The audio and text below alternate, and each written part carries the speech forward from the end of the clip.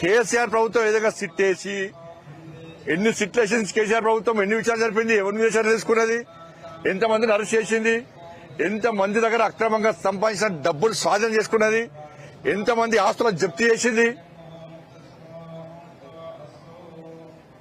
రాష్ట్ర ముఖ్యమంత్రి అంటాడు నా ఫోన్ ట్యాప్ చేశారని చెప్పని కంచె తెలుసుకోడు. ఈ విశాలతో సాగదీస్తా ఉంటాడు. దాని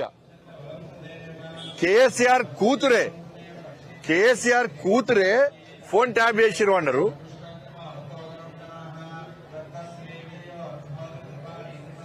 కేసీఆర్ అల్లుడు హరీష్ రావు గారు చాలా ఒక సంవత్సరం పాటు ఆయన ఫోనే వాళ్లే, ఆ విషయం అందరూ తెలుసు.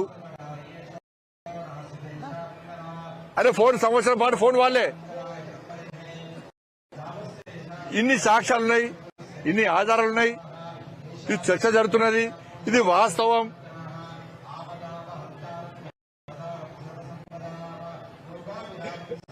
ఏమైంది కేసీఆర్ ప్రభుత్వంలో ఈ సోషల్ మీడియా ద్వారా ఈ టెక్నాలజీ విషయంలో అవగాహన లేని భిక్షాటన చేసే వ్యక్తి కూడా, ఇవాళ భిక్షాటన చేసే వ్యక్తి కూడా ఫోన్ ఉంటుంది. ఆ భిక్షాటన చేసే వ్యక్తి కూడా వాట్సాప్ కాల్ మాడతాడు. ఇదే కేసీఆర్ అభ్యస్తున్నాడు అంటాడు.